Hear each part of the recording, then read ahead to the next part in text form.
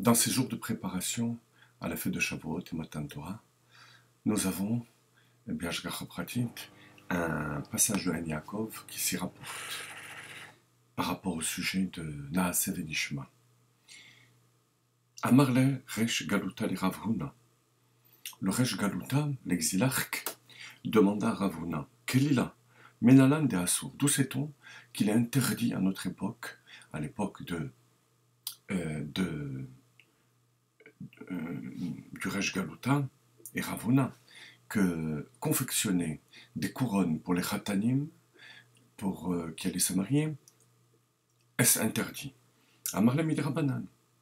Il a dit c'est une interdiction de nos maîtres. D'Etnan, comme il a enseigné dans la Mishnah, Bepulmus chez l'Aspasianus, Gazwa la Aterot Khatanim Vala Irus. À l'époque de l'envahissement de la terre par Vespasien, nos maîtres ont interdit les couronnes pour les khatanim et le hirus et les cymbales qui exprimaient une joie excessive, qui permettait d'exprimer cette joie excessive. Adehachi kan Rav Huna lipnuyi. Entre-temps, Rav Huna s'est levé pour aller aux toilettes. Amar le Rav Chizda, son élève Rav Chizda, en profita pour dire à la personne qui avait posé la question, donc l'exilarque, Kraktiv, c'est un pasok. Donc en quelque sorte, il contredit son maître. Il contredit Rav Huna. Le verset est dans Yecheskel, Ko amar Hashem Elokim, ainsi dit Dieu, Hasir hamitznefet ve'harim ha'atara. Retire la tiare du grand prêtre et enlève la couronne. Zot lozot. Ceci n'est pas cela.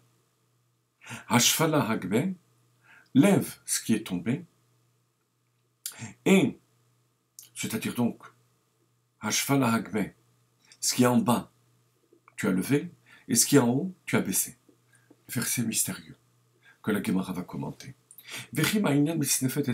Tout d'abord, quel rapport existe-t-il entre la tiare du Kohen Gadol et la couronne? La couronne, c'est la royauté. Elle n'existait plus à cette époque, à l'époque de Yecheskel, donc après la destruction du premier Tamigdash, la royauté légale avait disparu, puisque ce sont les Hashmonaïm qui ont pris la royauté, ce qui était illégal puisqu'ils étaient d'ascendance Kohen. Alors, le mitznefet, la tiare du Kohen Gadol, existe, mais à ce moment-là, la royauté n'est plus là. Alors, de quelle couronne s'agit-il? Il s'agit de la couronne du Khatan. C'est-à-dire, l'Omar l'Arbizman, Shamitznefet, le Rosh Kohen Gadol, lorsque la tiare du Kohen Gadol est sur sa tête, donc à l'époque du Beth Amikdash, Atara Berosh Koladam, il y a la couronne, non pas seulement chez le roi, mais chez chaque Khatan qui est Domé le Melech, qui ressemble au roi. Nistalka Mitznefet Merosh Kohen Gadol, Nistalka Atara Merosh Koladam. Mais lorsque on se trouve après la destruction du Beth Amikdash, on enlève cette couronne. Voilà, d'après Rav Chizda, l'origine de cette interdiction, et pas comme son maître a dit, qu'il s'agit d'une interdiction des Rabbanan, qui a été décrétée par les rabbins. Adehachriat Rav Huna. Entre-temps, Rav Huna revient, et sent qu'il y a eu une contradiction dans l'air. Ashkechinu davuyadve amarle haelokim id Rabbanan. Je jure que c'est une interdiction qui a été décrétée par les rabbins. Et là, Chizda Shemech, Vechizda in Milech. Mais comme ton nom est Chizda, tu ne peux pas t'empêcher d'avoir des interprétations de Chesed, comme dit le Ben Ish Chai. Chesed, Chochma, Yod Echen, les kabbalistes s'appellent Yod Echen. Chen, c'est Chochma Nistara, la sagesse cachée, et c'est aussi la grâce, la bonté. Mais on va voir aussi de manière plus textuelle, que ça se rapporte à une facilité, donc à chesed, qui va découler de la déduction de Rav Chizda. De la manière suivante. Ravina a trouvé Ravashin qui était en train de tresser une couronne pour sa fille, qui était Kala. Amarle lo savarle mar Asira Mitznefet Varima Atara, mais tu n'es pas d'accord avec l'interprétation du verset? Il répondit, Domia de Kohen Gadol, Begavre Avalbin Eshelo. Mais puisque le verset met en rapport la couronne et la tiare du Kohen Gadol, il ne peut s'agir que du Khatan, mais pas de la Kala. Parce que le Kohen Gadol ne peut être qu'un homme. C'est pour lui qui a l'obligation de retirer la couronne. Mais pour la Kala, non. Donc intéressant. Chez la Kala, on a le droit de mettre la couronne. Mais pas chez le Khatan. On va tout de suite expliquer. Maïzot lozot, mais avant cela, la suite du verset. Ceci n'est pas cela. דרש האווירה זימם לשמד רבמי, זימם לשמד רבסי.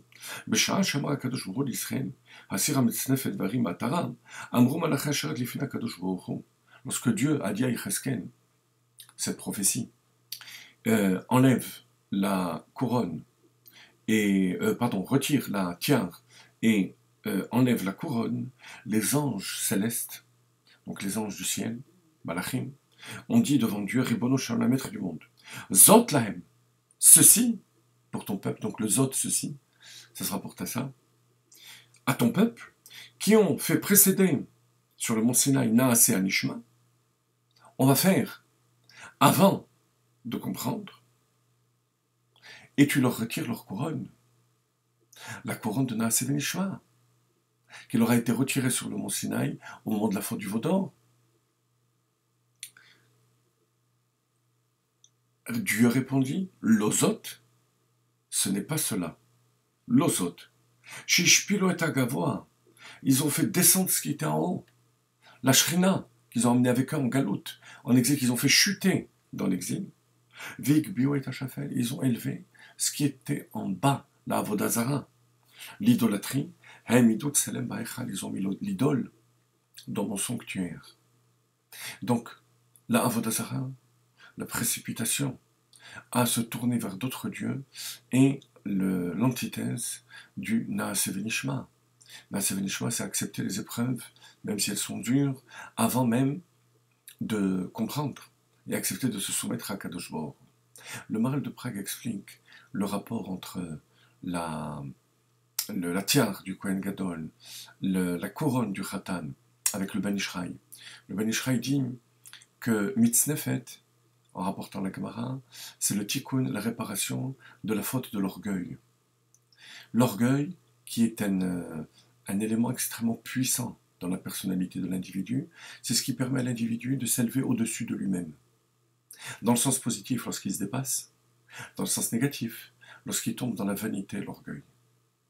Le mitznefet, c'est le tikkun, la réparation de cet orgueil. Mitznefet étant composé de mitz, nefet. Nefet, ça veut dire la douceur. La douceur qui vient du tikkun, la réparation. Mitz, même tzadik, qui sont les premières lettres de mitzvah, correspondent à yudke dans le code atbash. Le aleph qui devient tav, le bet qui devient shin, etc. On arrive à ce que le mem devienne yud et le tzadik devienne he. Donc dans mitzvah, j'ai les 4 lettres du nom de Dieu, Yudke Vavke. Mitznefet, c'est la réparation du Yudke. Qu'est-ce que c'est Yudke? L'orgueil. Parce que Gaava, valeur numérique, Yudke, 15, le nom de Dieu. Donc un élément extrêmement puissant chez nous. Pour pouvoir l'utiliser à bon escient, il faut le Beth Amikdash, le dévoilement de la Shrina, et les habits du Kohen Gadol. Mais une fois qu'on n'a plus cette impulsion positive du mitznefet, alors on enlève la couronne du khatan. Par contre, chez la kala, ça peut rester. Chez la femme, la force de bitoul et d'annulation est beaucoup plus forte que chez l'homme. On a eu l'occasion d'expliquer à différents cours. Et à ce moment-là, elle peut supporter cette couronne. Bien plus. Bien plus. On dit Eshet Raïl Ateret Bala. Elle restitue la couronne, le piédestal à son mari, comme le Rambam dit, que le besoin essentiel du mari de l'homme, c'est le kavod. Alors que la femme, c'est l'amour, le besoin d'être aimé. L'homme, c'est le besoin d'être considéré. Pas le travail de la femme.